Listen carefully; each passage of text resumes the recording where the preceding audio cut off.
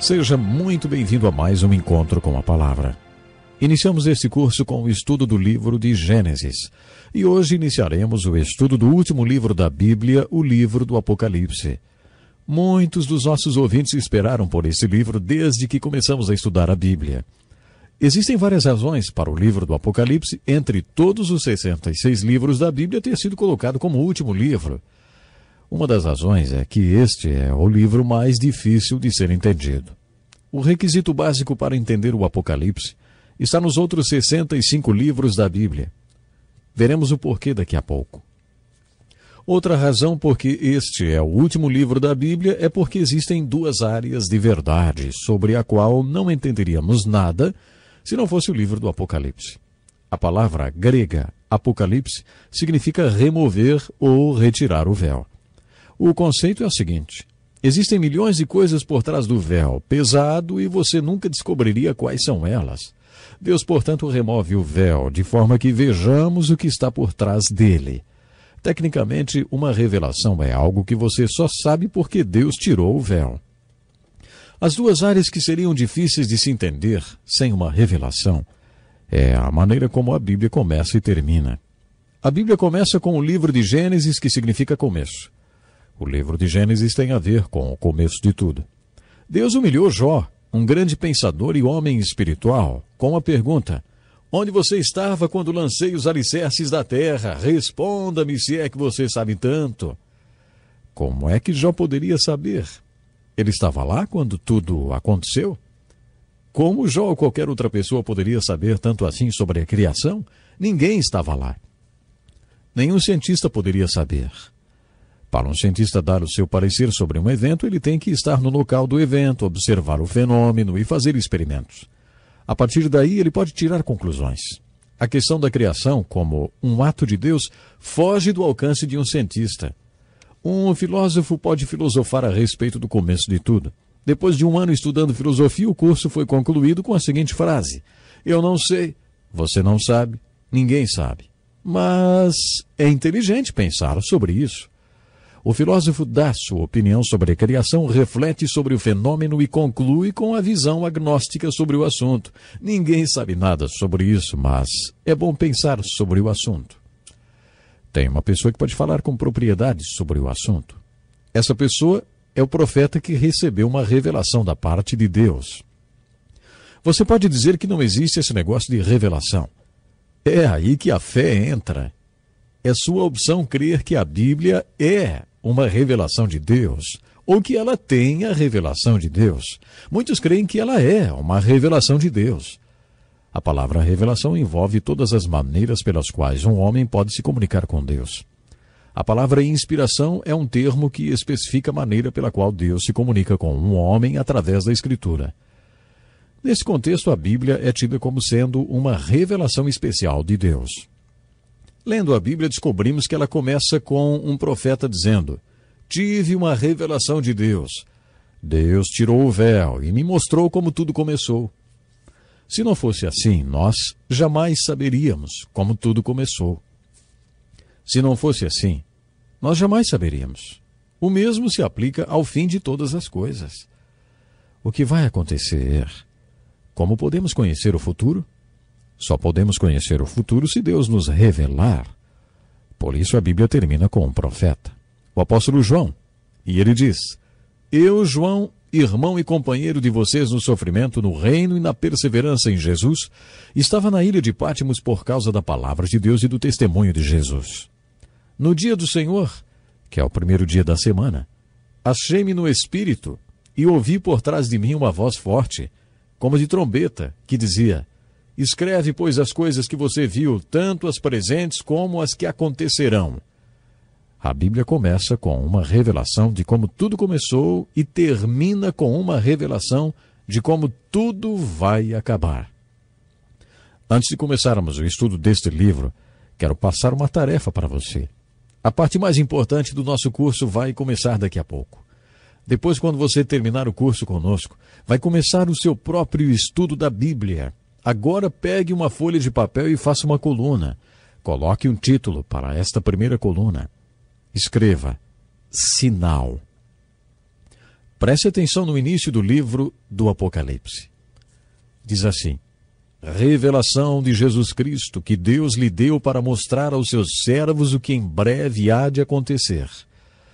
Ele enviou o seu anjo para torná-la conhecida ao seu servo João, que dá testemunho de tudo que viu, isto é, a palavra de Deus e o testemunho de Jesus Cristo. A tradição conta que João foi jogado no óleo quente, mas não morreu. Havia rumores de que ele jamais morreria, porque Jesus tinha dito a Pedro: se eu quiser que ele permaneça vivo até que eu volte, o que lhe importa? Por isso dizem que quando cozinharam João no óleo fervendo, e ele não morreu, decidiram colocá-lo na ilha de Patmos até que ele morresse por lá. Alguns dizem que ele ficou lá sozinho, outros que trabalhou nas minas de sal, realizando trabalhos forçados.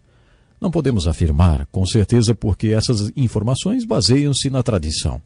Mas o que sabemos com certeza é que em algum momento João foi parar na ilha de Patmos como prisioneiro por causa da sua fé. Sabemos disso porque foi o que ele declarou no primeiro capítulo do seu livro. João recebeu uma revelação de Jesus Cristo. Deus tirou o véu e revelou a João alguma coisa. Atente para o detalhe que João não fala revelações no plural, mas no singular. Revelação de Jesus Cristo. Não houve várias revelações, apenas uma. Esta foi uma revelação de Jesus e significava para João algo muito especial. Esta palavra significada está ligada a signos ou sinais. Isso quer dizer que foi transmitida a João através de uma linguagem de sinais. Os judeus pediam sinais. Eles tinham uma linguagem de sinais muito bonita. E no livro do Apocalipse temos uma compreensão melhor dessa linguagem. João sempre escreveu na forma de sinais. Foi assim que ele escreveu seu evangelho. O livro do Apocalipse é um livro de sinais. Faça uma lista destes sinais na primeira coluna à medida que você lê o Apocalipse. Por exemplo, o cavalo branco, o selo, os 4 seres viventes, o mar de vidro, os 7 candelabros, as 7 taças e todos os outros sinais ou símbolos que você encontrar. Anote. Como nome da segunda coluna, coloque revelação pessoal. Ore pedindo a Deus e ao Espírito Santo que retire o véu. Retire o véu para você e mostre o que todos esses sinais do Apocalipse significam. E então escreva o significado na segunda coluna. Estes símbolos ou sinais são bíblicos e muitos são encontrados em outras passagens da Bíblia. Se você os encontrar em outros livros bíblicos e compreender o significado deles, poderá aplicar o mesmo significado no livro do Apocalipse. Como título da terceira coluna, escreva assim: a palavra. Nesta coluna, faça uma lista das outras referências bíblicas que citam estes símbolos. Uma concordância bíblica será de grande ajuda para você. Existem vários comentários publicados sobre o livro do Apocalipse, escritos por pessoas que acreditam ter recebido do Espírito Santo a interpretação para tais sinais. Na próxima coluna, escreva o significado dos sinais dado por outros comentaristas. Por último, na última coluna, escreva a sua conclusão final. Se você escrever tudo o que encontrar, provavelmente vai acabar com um caderno de umas 150 páginas. Procure se esforçar porque esta tarefa o ajudará a compreender melhor o livro do Apocalipse. Sendo o livro do Apocalipse tão importante, é realmente especial você tirar um momento para estudá-lo. Na verdade, lendo o livro do Apocalipse, você poderá compreender mais sobre esta linguagem de sinais. Esta foi a linguagem usada por Deus para se comunicar com o seu povo e para decodificá-la são necessárias algumas chaves. Numa guerra, o inimigo sempre tem um código de mensagens e mensagens codificadas que os especialistas tentam decodificar. Eu sugiro que você estude o livro do Apocalipse como se ele fosse uma mensagem codificada para o povo de Deus. Você vai precisar de algumas chaves para decodificá-la. A primeira chave é o Espírito Santo. Não dá para entender coisas espirituais sem o Espírito Santo. Isso se aplica principalmente ao livro de Apocalipse. A função do Espírito Santo é nos ensinar o que é espiritual. Por ocasião da última ceia, Jesus disse que a função do Espírito Santo nos mostrar o que está por vir. Este livro trata essencialmente do que ainda está por acontecer. Portanto, o Espírito Santo é a primeira chave que abre o código da mensagem do Apocalipse. A chave número 2 é saber que estes símbolos do livro do Apocalipse são todos símbolos bíblicos. Se você fosse um judeu profundo conhecedor do Velho Testamento, todos estes símbolos do Apocalipse não lhe seriam assim tão estranhos. Fica mesmo muito difícil para uma pessoa entender o Apocalipse se ela não estiver familiarizada com a simbologia da Bíblia. Tomemos, por exemplo, o capítulo 4 do Apocalipse. Diz assim: uma porta que se abre para o céu, através da qual você pode ver o céu. Bom, alguém está sentado num trono. Aquele que está sentado no trono, semelhante às pedras jaspe e sardônio. E ao redor do trono, um arco-íris como uma esmeralda. Se você fosse um judeu aprofundado nos conceitos do Velho Testamento, você se lembraria da descrição das vestimentas do sumo sacerdote. Isso no capítulo 28 do livro de Êxodo, usadas no tabernáculo do deserto e depois no templo de Salomão. O sumo sacerdote deveria usar uma estola com 12 pedras bordadas, uma para cada tribo de Israel. A primeira pedra era sardônio e representava a primeira tribo de Israel, a tribo de Ruben. A última pedra representando a 12ª tribo, a tribo de Benjamim, e era jaspe. A 7ª tribo era Judá, e era representada pela pedra esmeralda. Todos esses nomes em hebraico têm um significado. Por exemplo, Ruben significa veja meu filho. Benjamim significa filho da minha mão direita. E Judá significa louvor. Por isso, quando a porta do céu se abriu, na linguagem simbólica foi dito assim, veja meu filho, filho da minha mão direita, louvai-o. Todo judeu aprecia muito esta linguagem de sinais. Bom, no próximo programa vamos continuar. Até lá. Seja muito bem-vindo a mais um encontro com a palavra. Se você está ouvindo esse programa pela primeira vez, saiba que ele é parte de um curso de estudo de todos os livros da Bíblia e já estudamos 65 dos 66 livros que a compõem. Hoje comentaremos sobre o último e talvez o mais difícil dos seus livros, que é o Apocalipse. E você é nosso convidado. O livro do Apocalipse é a revelação de Jesus Cristo. Observe, a revelação no singular. Esta revelação foi dada ao apóstolo João quando ele estava na ilha de Patmos e significada para João por um anjo. Quando falamos a palavra significada, nos referimos a signos, porque a mensagem da revelação de Jesus Cristo dada a João é uma mensagem para o povo de Deus em linguagem de sinais ou signos.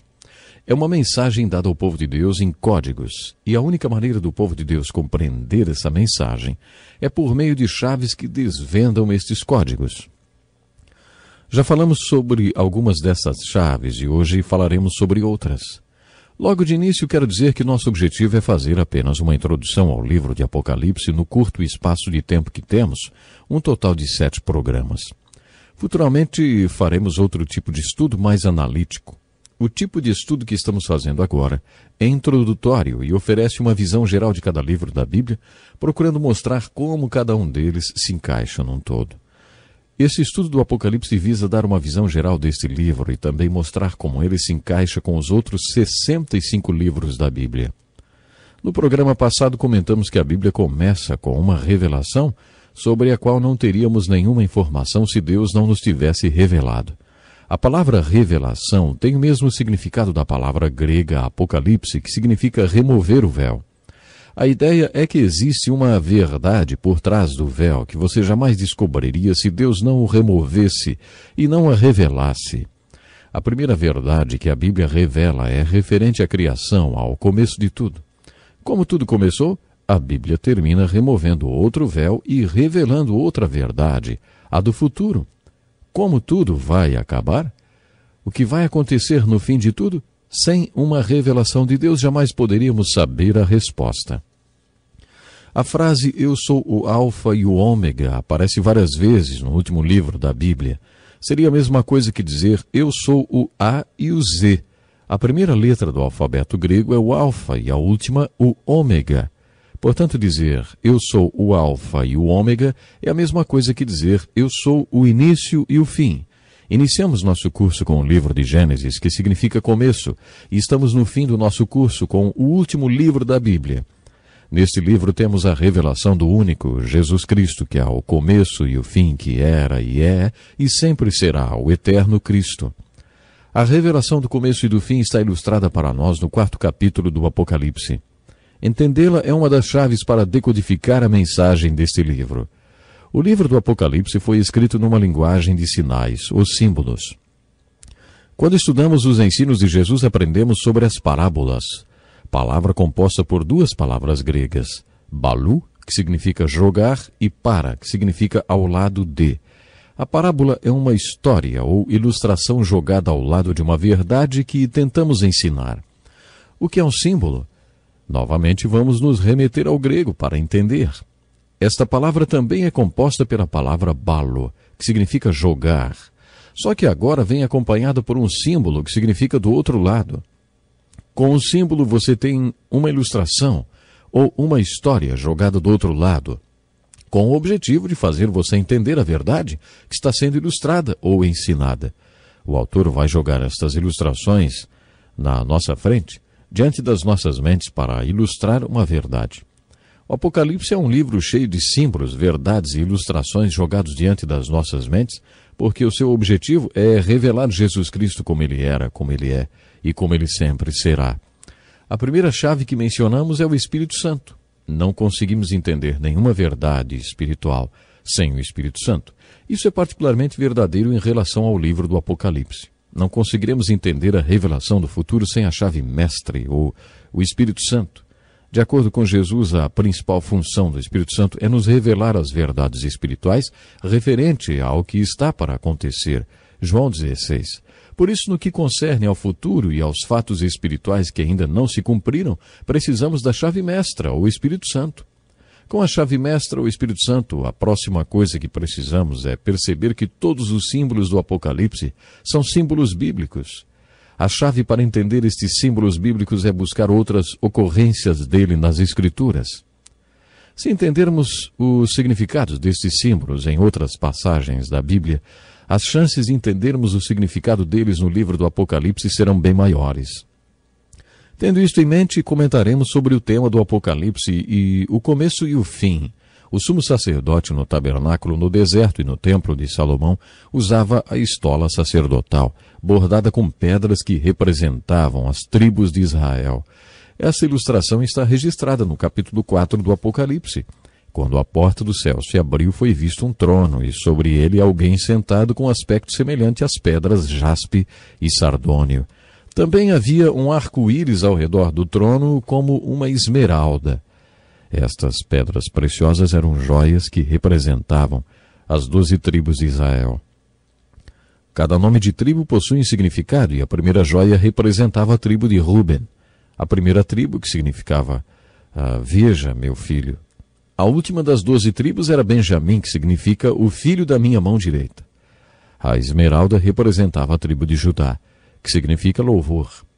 Portanto, no capítulo 4 do Apocalipse, na visão do céu e do trono, nesta linguagem de sinais, a mensagem era: veja, meu filho, o filho da minha mão direita, louvai-o.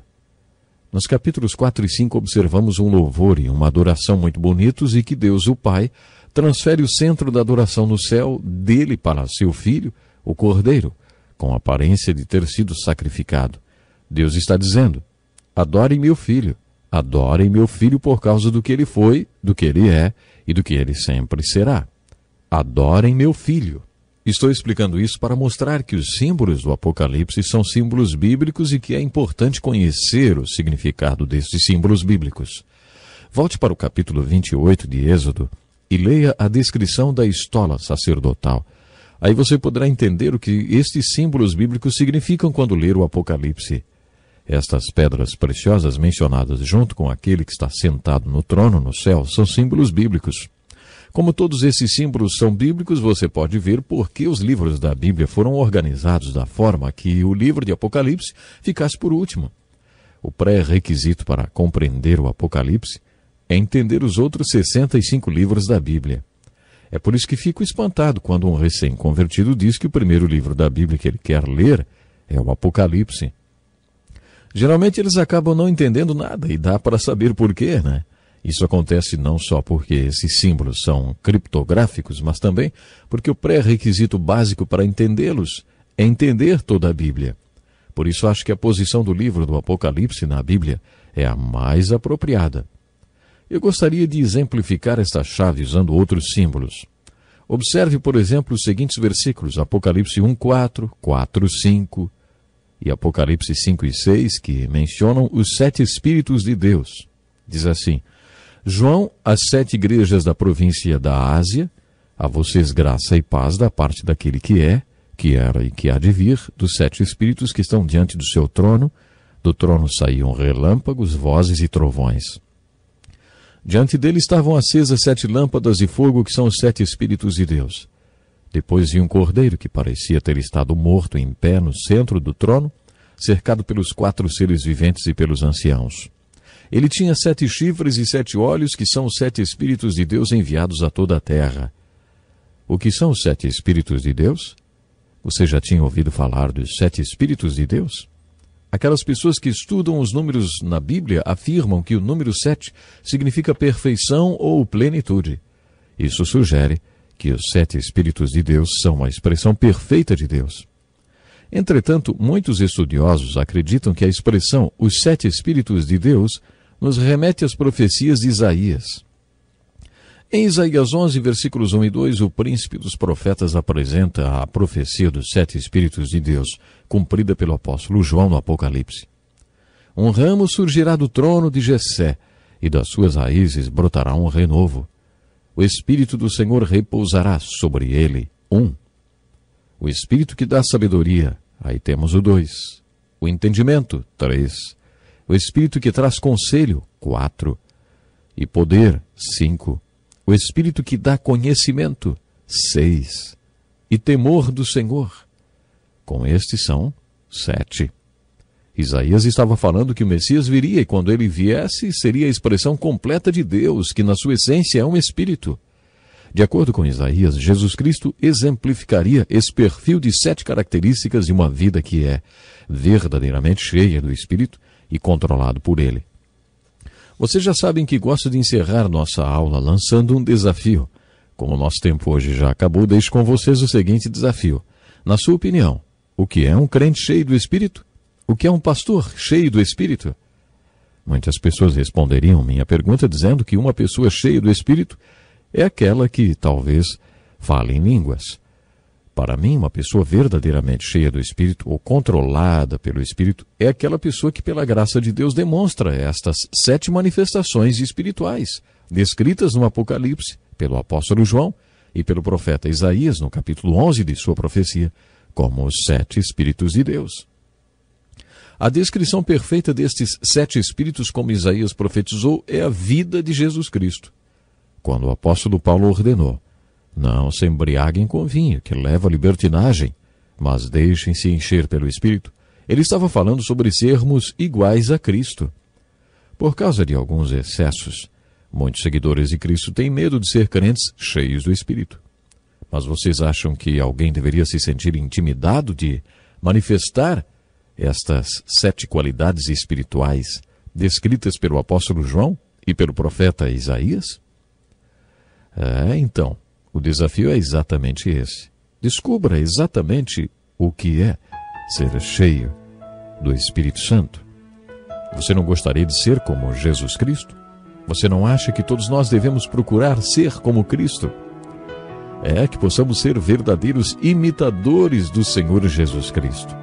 E assim vamos ter uma vida vitoriosa cada dia da nossa existência. Meu desejo é que Deus possa lhe abençoar grandemente, principalmente que possamos estar preparados para o grande dia da volta do Senhor Jesus. Pense nisso e até o próximo programa. Como é bom estarmos juntos para mais um encontro com a palavra. Seja bem-vindo. Estamos quase no final do nosso curso, estudando agora o último livro, que é o livro Apocalipse. No último programa falamos sobre a expressão os 7 Espíritos de Deus, que aparece 3 vezes no livro do Apocalipse, nos capítulos 1, versículo 4, no capítulo 4, versículo 5 e no capítulo 5, versículo 6. Dentro do simbolismo também são citadas 7 lâmpadas de fogo, os 7 candelabros diante do trono, representados aí os 7 Espíritos de Deus. Eu gosto particularmente do capítulo 5, versículo 6, que diz assim: Depois vi um cordeiro que parecia ter estado morto em pé no centro do trono, cercado pelos 4 seres viventes e pelos anciãos. Ele tinha 7 chifres e 7 olhos, que são os 7 Espíritos de Deus enviados a toda a terra. Estudiosos afirmam que chifres na Bíblia representam poder e olhos, sabedoria. Por isso, João está dizendo que o cordeiro que parecia ter sido morto é uma expressão completa do Espírito de Deus que expressa o poder e a perfeita sabedoria de Deus. Quando Jesus Cristo foi sacrificado como um cordeiro, sua morte foi uma expressão da sabedoria perfeita e do poder de Deus. Ele que parecia ter estado morto eram os 7 Espíritos de Deus vindos ao mundo, expressão da essência de quem é, do que Deus é. Portanto, quando Jesus morreu na cruz, ele foi uma expressão completa do Espírito de Deus. No final do último programa, comentamos sobre a profecia de Isaías, fonte bíblica do simbolismo usado pelo apóstolo João no livro do Apocalipse, quando se referia aos 7 Espíritos de Deus. Ouça mais uma vez esta profecia de Isaías, dos 7 Espíritos de Deus, cumprida na vida de Jesus Cristo. Assim escreveu Isaías: Um ramo surgirá do tronco de Jessé, e das suas raízes brotará um renovo. O Espírito do Senhor repousará sobre ele. 1. O Espírito que dá sabedoria. Temos aqui o Espírito 2. E entendimento. 3. O Espírito que traz conselho. 4. E poder. 5. O Espírito que dá conhecimento. 6. E o Espírito que dá temor do Senhor. 7. O Espírito do Senhor foi muito importante no ministério de Jesus. Cristo foi levado pelo Espírito para o deserto, para ser tentado. Ele voltou no poder do Espírito. Ele disse: O Espírito do Senhor está sobre mim, porque ele me ungiu para pregar boas novas. Certamente o Espírito do Senhor estava nele, sobre ele, e se expressando através dele. Jesus tinha o espírito do conhecimento, significando que ele tinha o perfeito conhecimento da palavra de Deus. Quando tentado pelo diabo no deserto, ele respondeu com um conhecimento perfeito das Escrituras. Ele respondeu no espírito do conhecimento. Ele também tinha o espírito de entendimento, conforme ele ensinou na parábola do semeador. A palavra de Deus tem poder, mas este poder só será manifestado se compreendermos a palavra e deixarmos que ela penetre em nossas mentes. A sabedoria é a aplicação do conhecimento e não apenas o entendimento do conhecimento. É a sabedoria na prática. Jesus tinha o espírito da sabedoria porque ele viveu a palavra de Deus. O poder de Jesus como mestre que dentro da sua humanidade ele viveu tudo o que ensinou. Ele tinha o espírito do entendimento e o aplicava perfeitamente, mostrando que tinha também o espírito de sabedoria. Também o espírito do conselho é mencionado aqui, uma vez que Jesus compartilhava a palavra de Deus e sua aplicação com o povo. Jesus estava sempre conversando com alguém. A conversa junto ao poço com a mulher, com Zaqueu. Hoje chamamos isso de aconselhamento. Jesus aconselhava aquela gente. Quando a palavra de Deus é compartilhada, o seu conhecimento, entendimento, aplicação e conselho, então existe poder. Por isso Jesus manifestou o espírito de poder. E depois o espírito de adoração. Jesus era certamente um homem de adoração e demonstrava ter o espírito de adoração. Observe quantas vezes no Novo Testamento encontramos citações contando que Jesus foi para o monte orar e adorar. Jesus gostava muito de fazer isso. E, na verdade, ele passava metade do tempo fazendo a obra de Deus e outra metade do tempo orando e adorando a Deus. Com frequência as pessoas me perguntam: você é cheio do Espírito? Minha resposta é: nem sempre. E você é? Ninguém está sempre cheio do Espírito. Jesus estava sempre 100% cheio do Espírito, mas nós não. Deveríamos estar, poderíamos estar, mas não estamos. As pessoas não entendem bem essa questão. Como um homem ou uma mulher, uma igreja, um pregador, enfim, um crente demonstraria estar cheio do Espírito? Muita gente acha que através de sinais dos dons ou através de uma liturgia especial no culto da igreja. Baseado nesse texto de Isaías referente aos 7 Espíritos de Deus, sabe como eu definiria ser cheio do Espírito Santo? Uma pessoa que é como Cristo. Jesus estava sempre cheio do Espírito. Isso significa que ele estava sempre falando em línguas ou manifestando dons espirituais? Não. Isso quer dizer que ele tinha o Espírito do Senhor, que estava sempre em comunhão contínua e consistente com o Espírito de Deus. Ele tinha o Espírito do conhecimento da palavra de Deus. Ele tinha o Espírito do entendimento. Ele não apenas entendia a palavra de Deus. Ele compreendia as pessoas e sabia como a palavra de Deus deveria ser aplicada em suas vidas. Ele tinha o Espírito da sabedoria, o Espírito do conselho, o Espírito de poder e principalmente o Espírito de adoração. O seu prazer estava em adorar. Jesus é o exemplo nas Escrituras do símbolo que aparece várias vezes no Apocalipse, os 7 Espíritos de Deus. Lemos no capítulo 4, versículo 1, que João recebeu um convite. Suba para cá e lhe mostrarei o que deve acontecer depois dessas coisas. Era uma voz como de trombeta que o conduziu até lá. Estamos diante de mais um símbolo, não estamos? Qual é a primeira coisa que você espera que aconteça quando a série de eventos que chamamos de segunda vinda de Jesus Cristo começar? A primeira coisa que espero que aconteça é o toque da trombeta.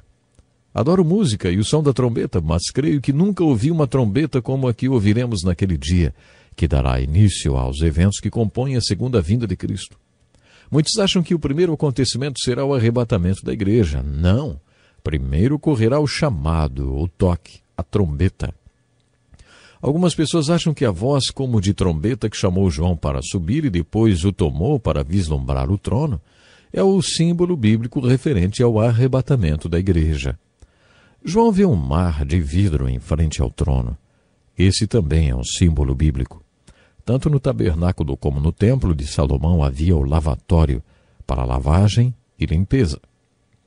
Você está lembrado que quando o sacerdote ia para o lugar santo, enquanto o pecador esperava do lado de fora, ele passava primeiro pelo altar da purificação, onde colocava o sacrifício do pecador, você se lembra?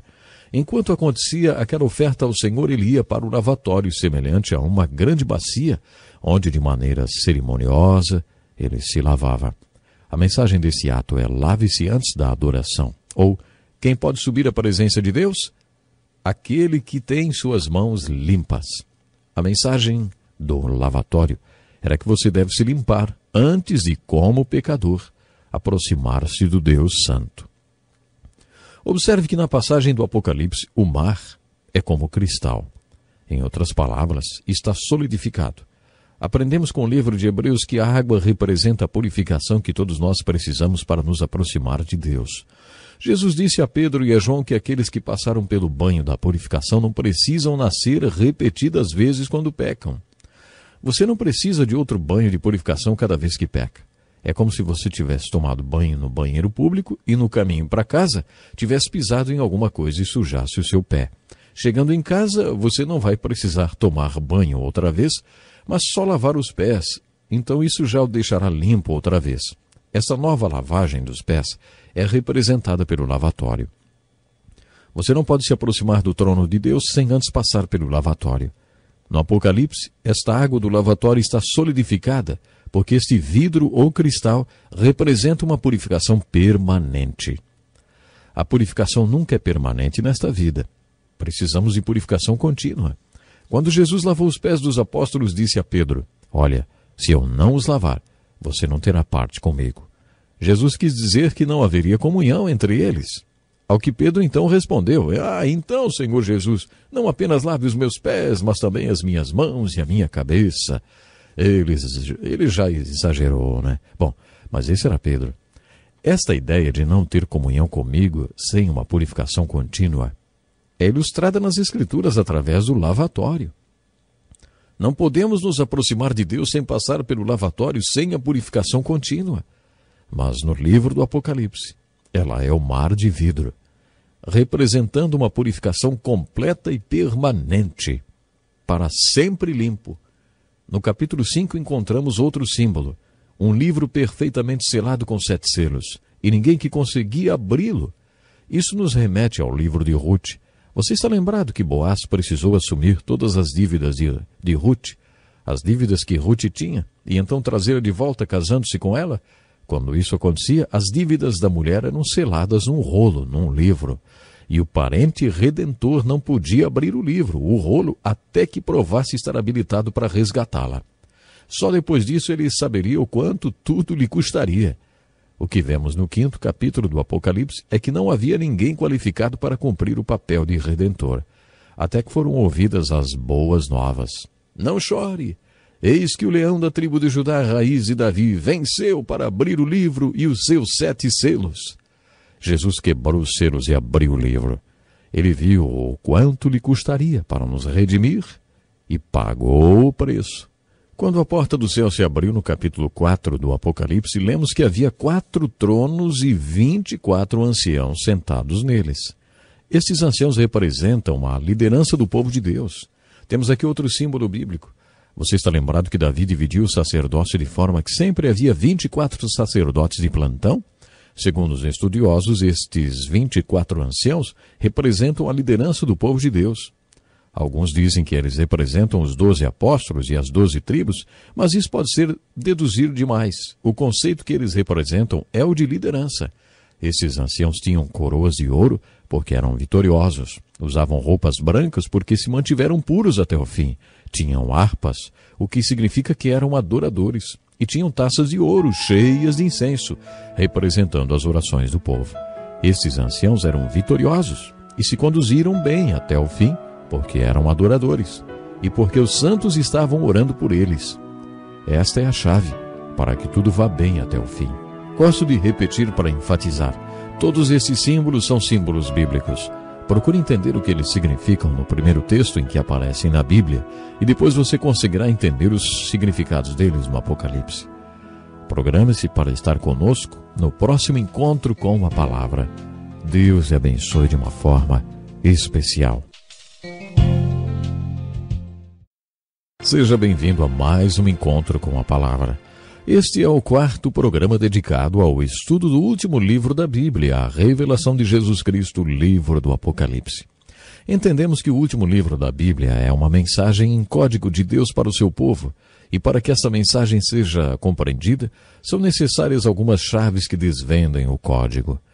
A primeira chave é a chave mestra, o Espírito Santo. A segunda é entender que estes símbolos ou sinais no livro do Apocalipse são sinais bíblicos. Se você procurar a ocorrência do símbolo que aparece no Apocalipse em outras referências bíblicas e entender o significado naquele contexto, terá grandes chances, com a ajuda do Espírito Santo, de entender o seu significado também no livro do Apocalipse. A terceira chave que o ajudará a desvendar o código desta mensagem está relacionada com as características do Apocalipse. Este livro possui 22 capítulos. E é importante entender como eles estão organizados e como o livro está estruturado. Alguns dos nossos objetivos com este curso são o de mostrar com os livros da Bíblia como eles estão organizados. Dar uma visão geral de cada um deles, além de enfocar o tema central de cada livro. Mas o objetivo, que está acima de todos estes, é buscar a aplicação da verdade ensinada em cada um dos livros da Bíblia para a sua vida. Agora que estamos estudando o livro de Apocalipse, gostaria que todos estes objetivos fossem atingidos. A maioria dos evangélicos acredita na chamada interpretação futurista do livro do Apocalipse. Eu acredito. Se você não acredita, vai ficar no escuro, porque a única interpretação do Apocalipse que compartilharei com você será futurista. No capítulo 1, versículo 19, quando o apóstolo João teve sua experiência na ilha de Patmos, recebeu a seguinte instrução: escreva, pois, as coisas que você viu, tanto as presentes como as que acontecerão. Este versículo nos mostra qual é a característica básica deste livro, e estava ordenando que João escrevesse tudo o que viu. Esta experiência de João na ilha de Patmos foi impressionante. Todos os grandes homens de Deus na Bíblia tiveram uma experiência marcante com ele. Jacó lutou com um anjo. Enquanto Isaías tinha seus momentos devocionais no templo, houve um grande terremoto. Foi então que ele viu o rei sobre o altar. Isaías viu o Senhor. Podem acreditar, esses homens tiveram experiências tremendas com Deus. O primeiro capítulo do Apocalipse relata a experiência de João na ilha de Patmos durante o tempo em que esteve exilado por causa de sua fé.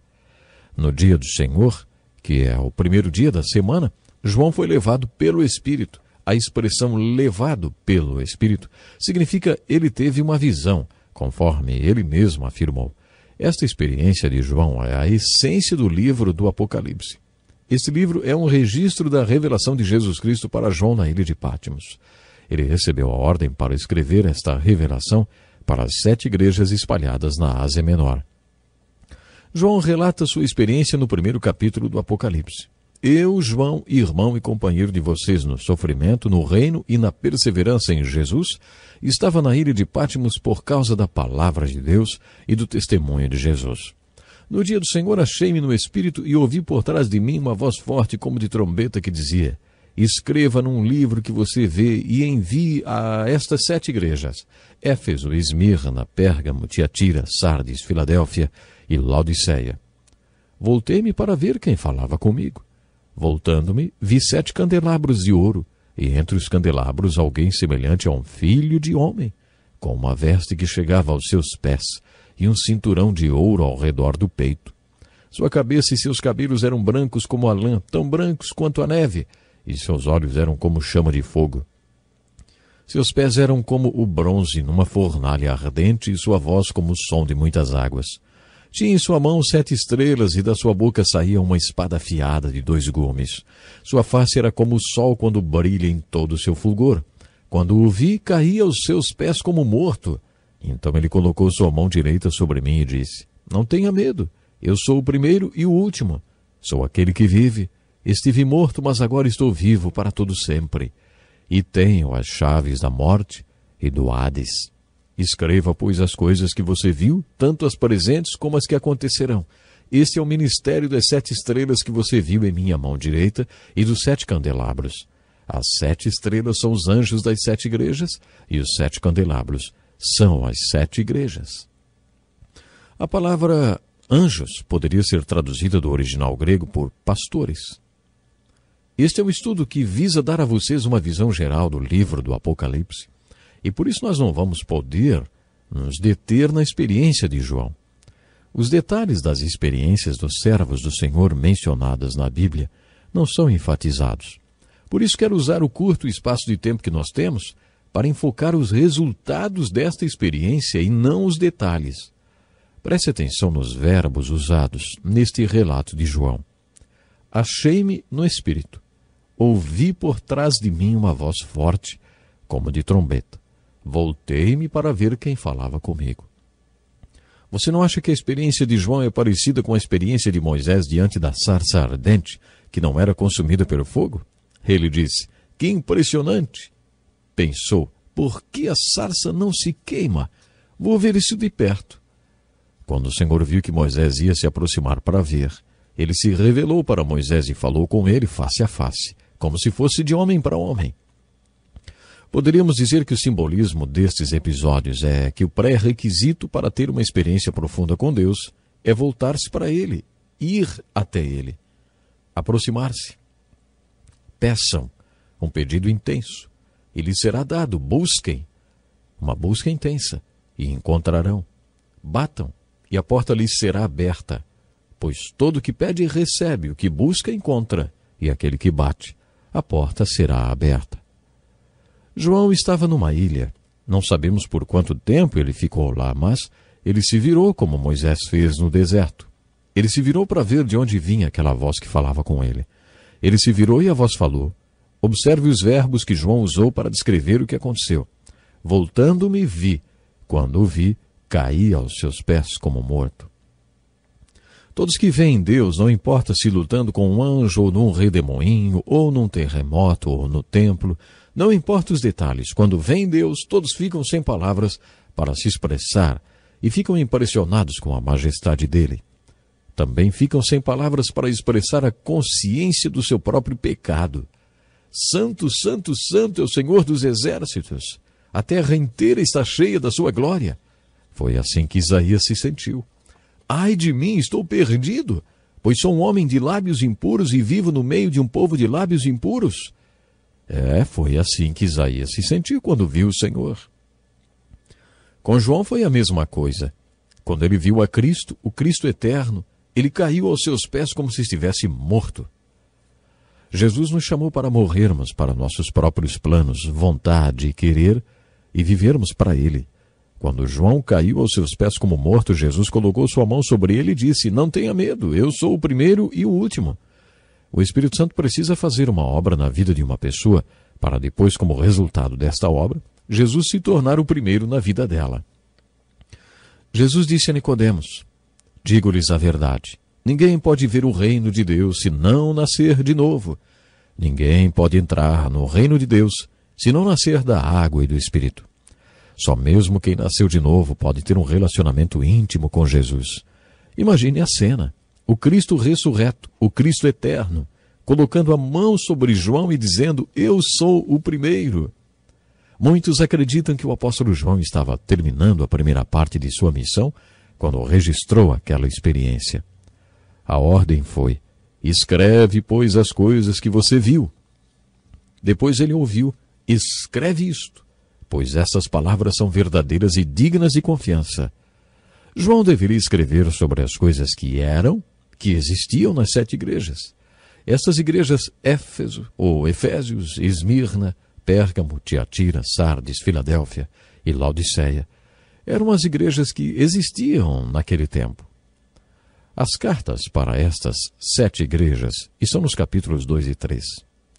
Por isso, muitos acreditam que João acabou a segunda parte da sua missão depois que escreveu as cartas para as igrejas registradas nos capítulos 2 e 3.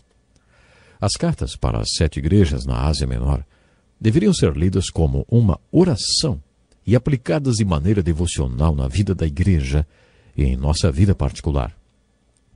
O autor destas cartas não foi um instrumento para escrever como foram os autores das cartas de Efésios, Colossenses, Filipenses, Tiago e 1 e 2 Pedro, que também foram cartas a igrejas. Desta vez o autor foi o próprio Cristo vivo e ressurreto. Era o Cristo ressurgido falando com João e através de João para aquelas igrejas. Algumas destas cartas foram finalizadas com as palavras: "Aquele que tem ouvidos, ouça o que o Espírito diz às igrejas." No capítulo 1, lemos que João viu 7 candelabros de ouro e Cristo no meio deles. Onde Cristo está hoje? Você está lembrado que os sábios do Oriente também fizeram esta pergunta? Onde está o Rei dos Judeus? A resposta é: ele está no meio das igrejas. Apesar dessas igrejas terem vários problemas, o Cristo vivo e ressurreto está no meio das igrejas e tem uma mensagem para elas. Para a igreja de Éfeso, Jesus disse: "Você abandonou o seu primeiro amor." Isso me intriga, porque quem tomava conta desta igreja era Timóteo. Paulo disse em suas cartas que Timóteo era um pastor cheio de amor e por isso foi enviado por Paulo para cuidar da igreja. É interessante observar que a igreja pastoreada por Timóteo tivesse que ouvir essa repreensão, né? "Arrependa-se e pratique as obras que praticava no princípio. Se não se arrepender, virei a você e tirarei o seu candelabro do lugar dele." Creio que este seja um desafio e tanto. Se você acha que é uma pessoa através de quem Deus ama as pessoas, lembre-se que você pode perder a experiência de ser um veículo através do qual Cristo ama aqueles que Ele deu para que você amasse com o amor dele. Você pode perder essa bênção. Por isso a exortação nessa carta é: arrependa-se. É óbvio que estas cartas foram escritas para crentes. Será que os crentes precisam se arrepender? Claro que sim. Você não se arrepende apenas uma vez. Precisamos nos arrepender sempre.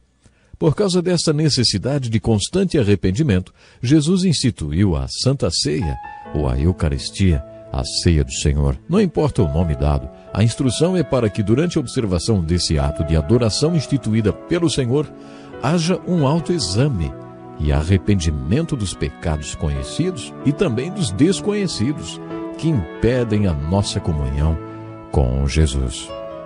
Que pena, o tempo já acabou. Deixa um desafio. Leia os capítulos 2 e 3 do Apocalipse, as cartas às igrejas. E esteja conosco para o próximo programa. Deus lhe abençoe. Seja muito bem-vindo a mais um encontro com a palavra. Estamos quase no final do estudo de todos os livros da Bíblia. E mesmo que hoje seja a primeira vez que você participa desse programa, eu o desafio a juntar-se a nós. Nunca é tarde demais para começar a estudar a Bíblia, a Santa Palavra de Deus. No final do último programa, comentamos sobre as cartas às 7 igrejas do Apocalipse, nos capítulos 2 e 3. Alguns estudiosos acreditam que estas 7 igrejas, além de serem igrejas que existiram realmente, são também um retrato da igreja hoje. O livro do Apocalipse é fascinante, muito profundo e uma fonte inesgotável de ensino. Procure se lembrar que não é uma questão de ser uma mensagem para a igreja que ficou no passado ou para a igreja de hoje. Geralmente são para as duas. Quando estudamos as 7 igrejas, observamos que as características daquelas igrejas servem para retratar as características da igreja de hoje. Os que concordam com esta ideia acreditam que a carta à igreja de Laodiceia representa as igrejas dos tempos modernos. A igreja de hoje é morna, sem entusiasmo, muito rica, que acha que não precisa de nada e não sabe que espiritualmente é miserável, pobre, cega e nua. A exortação à igreja de hoje é: você deve se sentir com roupas brancas. Você deve se arrepender e ser purificada pelo fogo do castigo da perseguição para que fique pura como ouro. Está nesta carta, que é a passagem tão conhecida de todos nós: repreendo e disciplino aqueles que eu amo, por isso seja diligente e arrependa-se. O Cristo ressurreto está dando uma mensagem bem direta para a igreja de Laodiceia. Olha, eu a amo demais para permitir que você continue a ter comigo esta relação indiferente. Por isso estou batendo a porta da sua vida. Estes problemas que você não consegue resolver, sou eu batendo na sua porta. Veja o que há por trás das tempestades e dos problemas que você não consegue resolver. Eu estou batendo a porta da sua vida porque amo você. Abra a porta da sua vida e me convide para entrar no seu coração e nas áreas mais importantes da sua vida para que tenhamos comunhão. Depois que João transcreve as cartas para as 7 igrejas, ele conclui a segunda parte de sua missão. Para muitos, a parte mais importante desta missão começa no capítulo 4. No capítulo 1, João registrou sua experiência e o que viu. Nos capítulos 2 e 3, ele registrou a situação das igrejas através das cartas para elas. Mas a partir do capítulo 4, João iniciou outra parte de sua missão. Suba para cá e lhe mostrarei o que deve acontecer depois dessas coisas. A maior parte do Apocalipse refere-se ao que vai acontecer no futuro. A partir do capítulo 4 até o final do livro, todo o seu conteúdo é referente ao futuro. Esta característica é uma das chaves que nos ajudará a compreender o livro do Apocalipse. Para enfocar melhor a chave de número 4, que nos ajudará a decodificar a mensagem do Apocalipse, precisamos entender a cronologia dos capítulos 6 ao 19. Os capítulos 4 e 5 são relativamente fáceis. Eles possuem uma linguagem de sinais muito bonita relacionada à adoração no céu. Estes 2 capítulos são os meus preferidos do livro do Apocalipse. Eles são absolutamente belos, repletos de revelações sobre o céu. Já no capítulo 6, o tom muda e o livro se torna mais difícil de ser compreendido. Conheço vários pastores que, quando começam a pregar sobre o Apocalipse, se saem muito bem no princípio. Eles falam da experiência de João, uma bênção para todos que leem. Depois falam sobre as cartas para as igrejas, sobre como são semelhantes às outras cartas às igrejas do Novo Testamento e como são repletas de aplicações práticas. Eles gostam de dissertar bastante sobre o capítulo 2 e 3. Uma vez, eu estava dando um estudo sobre Apocalipse e uma senhora me perguntou: escuta, você vai falar sobre alguma coisa além do capítulo 3? Estou começando a ficar cansada dessas cartas às igrejas. Quando chegamos no capítulo 6, fica difícil interpretar o texto. Conheço um pastor que estava dando um estudo sobre o Apocalipse já pela metade do capítulo 7. Ele estava lendo uma passagem e todo mundo acompanhava a leitura na própria Bíblia. Quando ele terminou, perguntou: e vocês querem saber o que tudo isso significa? Todo mundo olhou para ele e alguém disse: não entendi nada. Achei tão franca a resposta. Realmente, depois do capítulo 6, é muito difícil interpretar esse livro. Peça ao Espírito Santo para ajudar você a interpretar essa parte difícil do Apocalipse. Procure entender a cronologia existente nos capítulos 6 a 19. A série de eventos que compõem a segunda vinda de Cristo abrange um período muito longo. Existe muito tempo envolvido desde o primeiro acontecimento até o último. A duração desse tempo depende da interpretação e da ordem cronológica que você adota. Estes eventos precisam ser organizados em ordem cronológica, mas isso é muito difícil de ser feito. De qualquer forma, independentemente da ordem que você acha que eles vão acontecer, o tempo de duração da sequência desses eventos é muito longo. Dentro deste leque de eventos que compõem a segunda vinda de Cristo existe a chamada Grande Tribulação, que durará 7 anos e constitui-se um dos eventos mais rápidos. Jesus falou no Sermão do Monte das Oliveiras, em Mateus capítulo 24 e 25, sobre uma grande tribulação. Porque haverá então grande tribulação como nunca houve desde o princípio do mundo até agora, nem jamais haverá. Se aqueles dias não fossem abreviados, ninguém sobreviveria, mas por causa dos eleitos, aqueles dias serão abreviados. Houve períodos na história da igreja que o sofrimento foi tão grande que alguns pensaram que já era grande tribulação.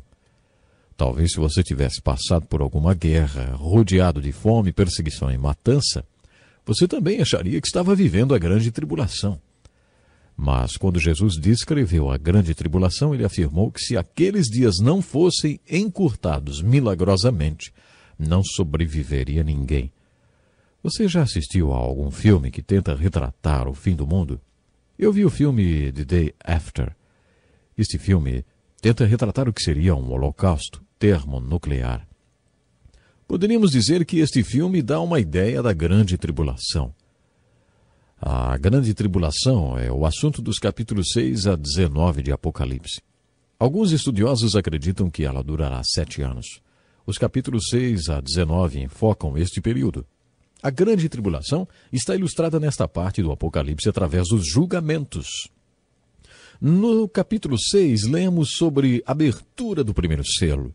E toda vez que um selo é aberto, um julgamento terrível e impressionante acontece. Depois acontecem os julgamentos das trombetas. 7 trombetas, e isso quer dizer que é um julgamento completo e perfeito.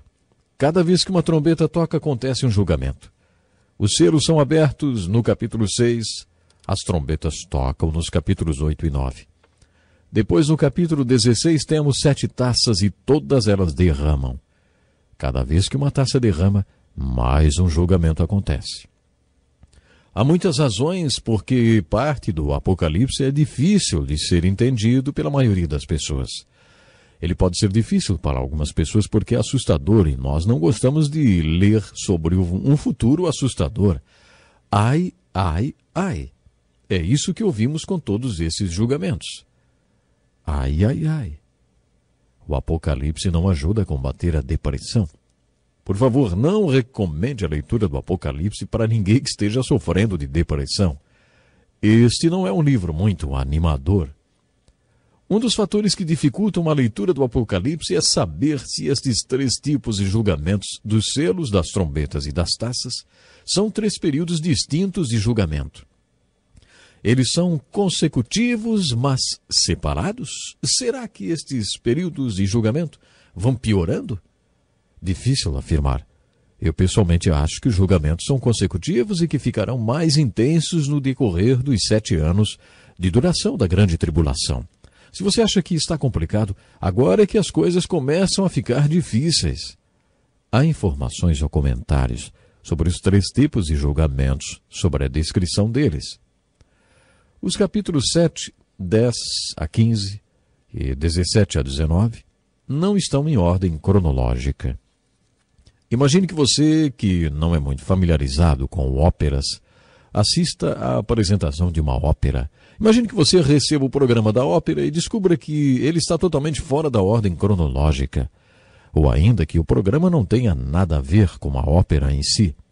Você procura a programação do primeiro ato, mas ela está no lugar do terceiro ato, ou talvez errado, esteja relacionado ao segundo ato, enfim. Você não acha que deste jeito ia ficar bem difícil de entender qualquer coisa dessa ópera?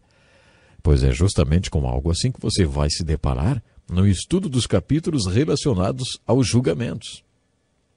Preste atenção na ilustração que o teólogo Charles Ryrie fez desta parte do livro do Apocalipse. Imagine que você esteja participando de um jantar no qual um homem comece a contar uma história da viagem de férias que fez com sua mulher 7 anos atrás. Você sabe que as mulheres são muito melhores contadoras de histórias do que os homens, não sabe? Ele começa dizendo que foi na 2ª semana de julho, e ela interrompe. Ei, não, pode ter sido na 2ª semana de julho, porque sua mãe quebrou a perna na 2ª semana de julho, lembra? Ah, foi na 1ª. O homem, muito paciente, continua a narração. Mas como a mulher sabe contar a história melhor do que ele, ela continua interrompendo para acrescentar uma informação e outra, e na maioria das vezes, fora da ordem dos acontecimentos. Só quando os dois terminam de contar tudo é que você entende a história toda. É mais ou menos isso que acontece nesses capítulos do Apocalipse. Há 3 julgamentos, provavelmente todos relacionados com a grande tribulação. Entre um julgamento e outro, há o acréscimo de detalhes, que não são relatados na ordem cronológica. Se você estiver avisado disso, não vai se confundir tanto durante a leitura. Mas sabendo disso, em posse da chave mestra, o Espírito Santo, é possível que você encontre a espinha dorsal do texto dos 3 julgamentos. A seguir, vá montando o quebra-cabeça, acrescentando os comentários e pedindo ao Espírito Santo que mostre a você onde cada um dos comentários se encaixa. Existem algumas razões porque o texto que começa no capítulo 6 e vai até a metade do 19 é considerada a parte mais difícil de ser compreendida. Mas esta parte do livro do Apocalipse não é impossível de ser entendida. Minha oração é que com a chave mestra, o Espírito Santo, e esta visão que compartilhei com você, revelada a homens santos de Deus, ajudem você a compreender a parte mais difícil do livro do Apocalipse.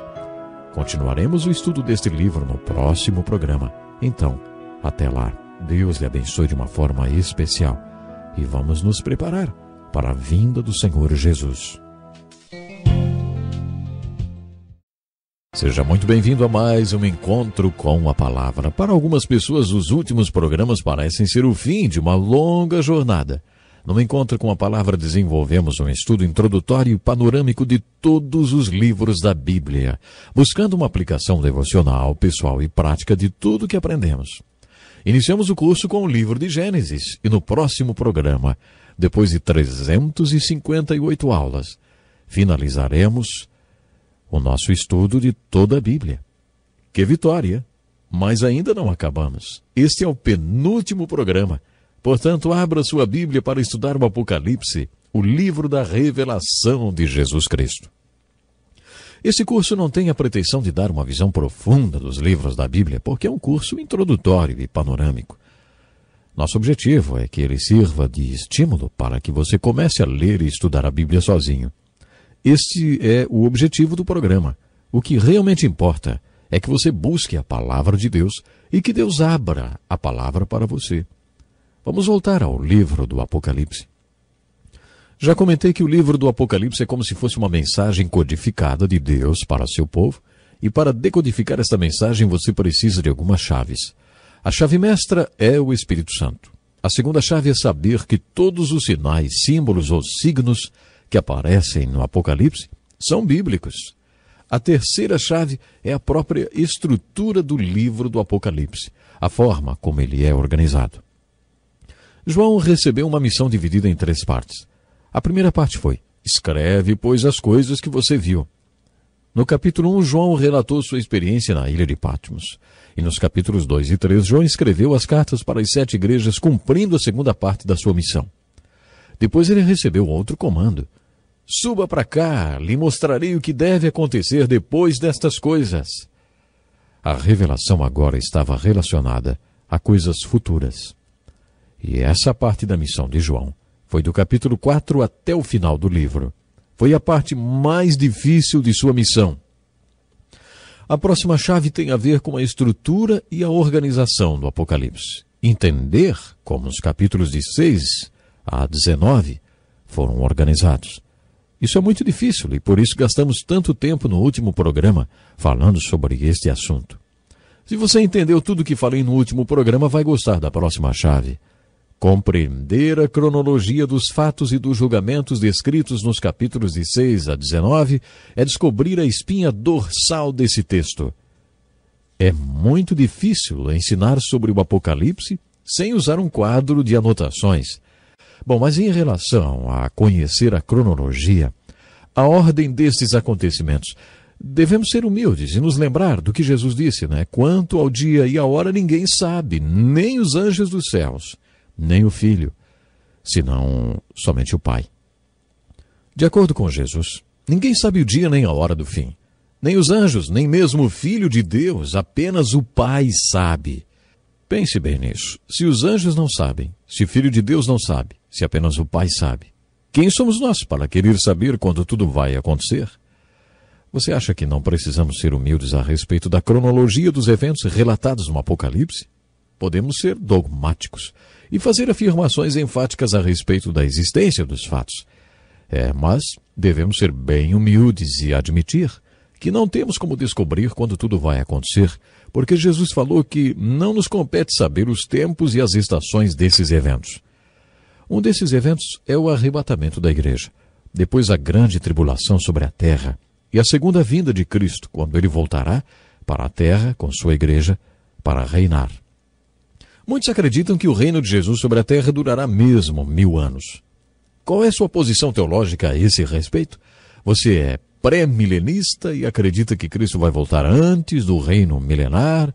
Ou você é pós-milenista e acredita que Jesus voltará no final do milênio? Bom, antes da Primeira Grande Guerra, as pessoas acreditavam que o mundo seria cada vez melhor, até que começasse o reino.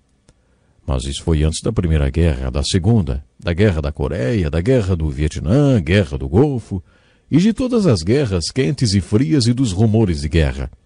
A visão pós-milenar é mais aceita hoje, porque todo mundo vê que as coisas não estão ficando melhores com o tempo.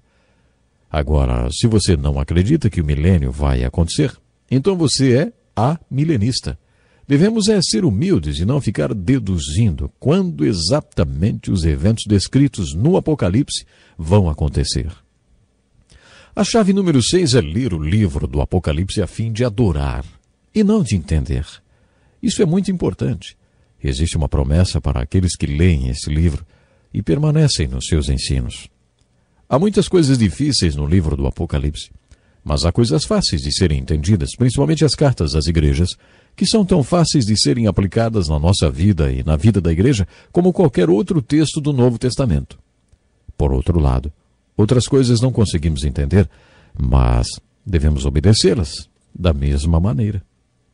Procurando ser consistente com o objetivo deste curso, procure ler o livro do Apocalipse, buscando a aplicação pessoal e prática desse livro. Qual é o seu objetivo ao estudar o último livro da Bíblia, hein? Será que é para ser um especialista no Apocalipse? Sabemos que todos os símbolos deste livro podem ser interpretados, porque o anjo explicou a João que cada um deles tinha um significado.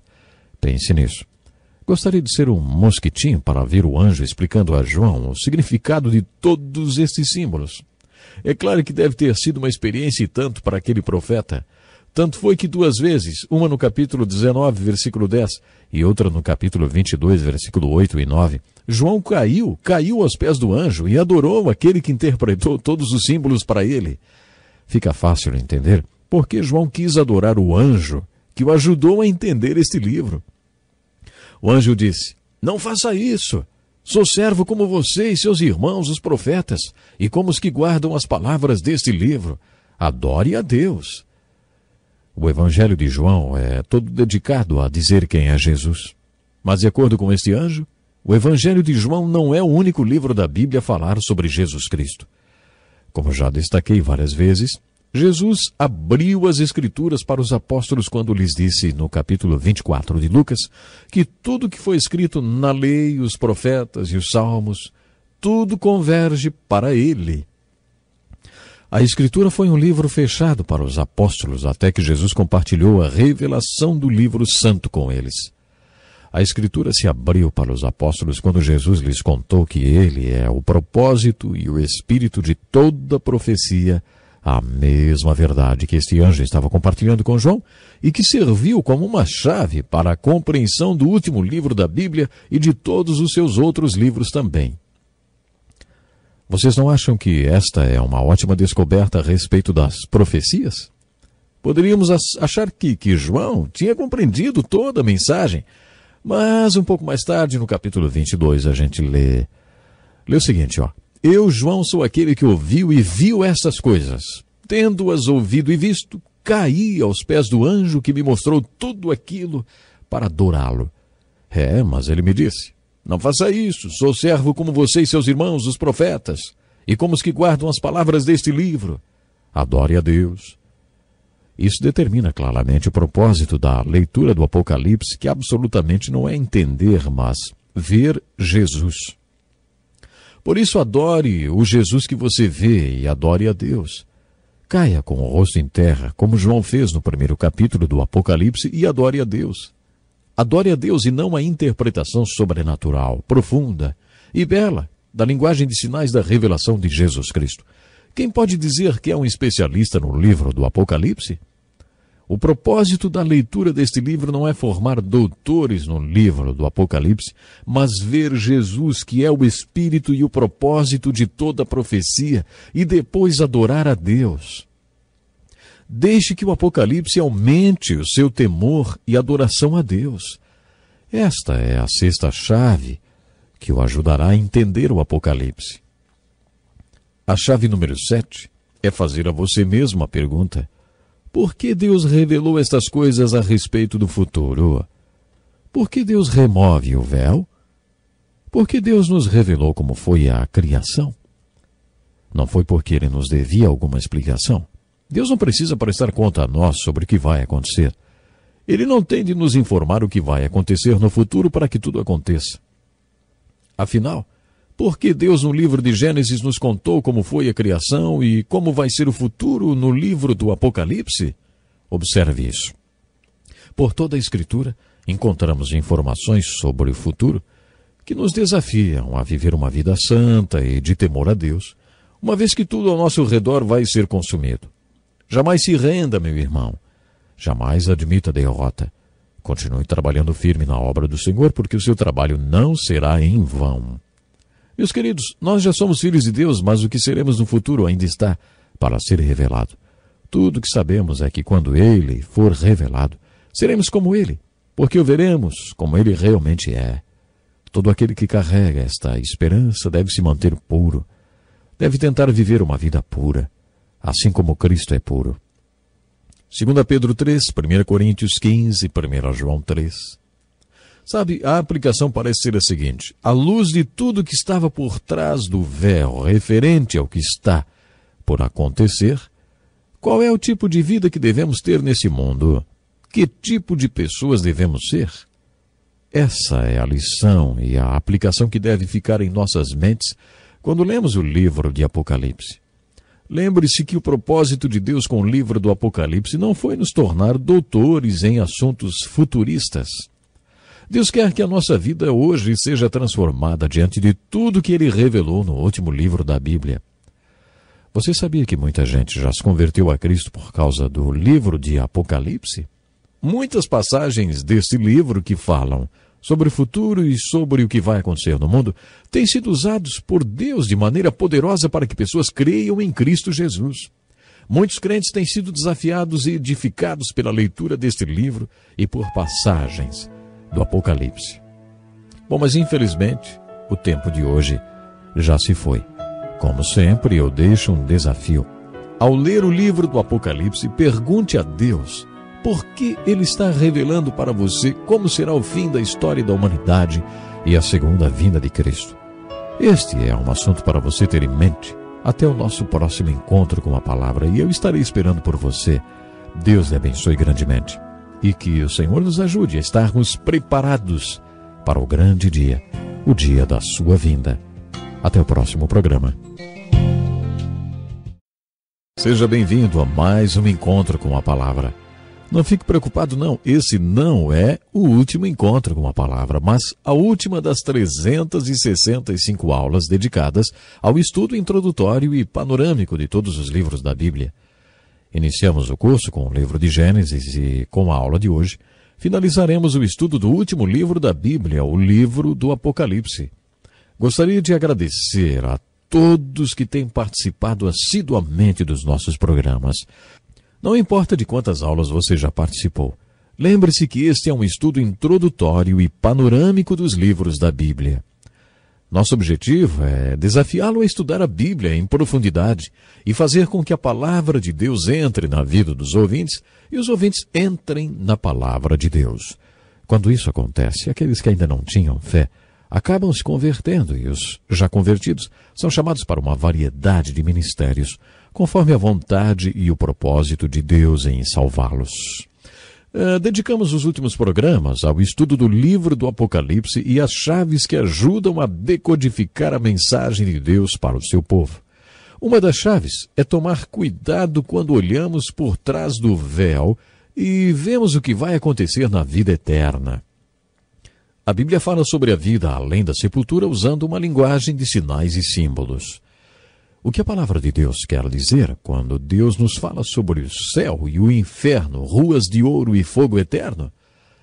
Afinal, o que tudo isso significa? Se Deus não nos revelar como será a vida eterna, não temos como descobrir. Não temos nenhuma informação sobre como será a vida eterna, porque não temos nenhuma comunicação com essa dimensão da vida. Jesus esteve lá e voltou para que pudéssemos saber como é. Mas ele teve de usar símbolos, porque afinal, nunca fomos lá e não temos nenhuma referência para nos ajudar a entender o mundo além da sepultura, no céu ou no inferno. Se você quer realmente saber como vai ser a vida no futuro, não estude o livro do Apocalipse com uma ideia pré-concebida. Vamos supor que alguém que você sabe que não tinha fé já tenha ido para outra dimensão. Imagine o caso de uma viúva. Ela pode ter a tendência de ler tudo sobre o Apocalipse sempre imaginando como tudo se relaciona com seu falecido marido. Se você tenta dizer à pessoa o que significam todos os símbolos, ela diz: "Não, isso não é verdade, porque senão como ficaria o meu marido?" Eu não acho isso muito confortante e, além do mais, não podemos dizer para uma pessoa: "Você sabia que vai parar num lugar muito quente e queimar para todo sempre?" Vocês acham que isso pode trazer algum consolo para uma viúva, por exemplo? Ficar falando sobre o inferno e sobre onde o marido dela pode estar não vai ser nada edificante nem confortante. Mas é aí que eu quero chegar. Também não devemos estudar o Apocalipse com uma ideia pré-concebida que as coisas vão ser assim ou assado, só porque é isso que você quer, ou porque você está pensando nos seus queridos que já partiram. Esse tipo de predisposição não vai levá-lo à verdade sobre a vida eterna. Por isso, tome cuidado com ideias preconcebidas sobre o que está por trás do véu. Antes de qualquer coisa mais, quero te fazer um convite. Se posicione diante do véu com a mesma atitude de Samuel. Ele diz: "Fala, Senhor, pois o teu servo está ouvindo." Peça a Deus para mostrar a você o que está por trás do véu e procure se livrar de qualquer ideia pré-concebida. Meus dois capítulos preferidos são o 4 e o 5. Nos dois, o versículo 9 é importante. Nesses capítulos, observamos que tudo que é mencionado está posicionado ao redor do trono, que ocupa o lugar central no céu. O cordeiro de pé junto ao trono. Os 24 anciãos estão ao redor do trono. Relâmpago, vozes e trovões saem do trono. Os 7 candelabros de fogo estão diante do trono. O mar de vidro está diante do trono. A voz como de muitos anjos é ouvida ao redor do trono. Observe como isso é importante. Toda criatura no céu, na terra e debaixo da terra, e tudo que há no mar, não são mencionados como estando diante do trono, porque eles não estão lá no céu. Ouça um trecho destes capítulos, diz assim: "Depois ouvi todas as criaturas existentes no céu, na terra, debaixo da terra e no mar, e tudo que neles há, que diziam: Aquele que está sentado no trono e ao Cordeiro sejam o louvor, a honra, a glória e o poder para todos sempre." assim como todo mundo no céu. Eles também estão adorando o Cordeiro, mas não estão ao redor do trono. Isso é muito importante.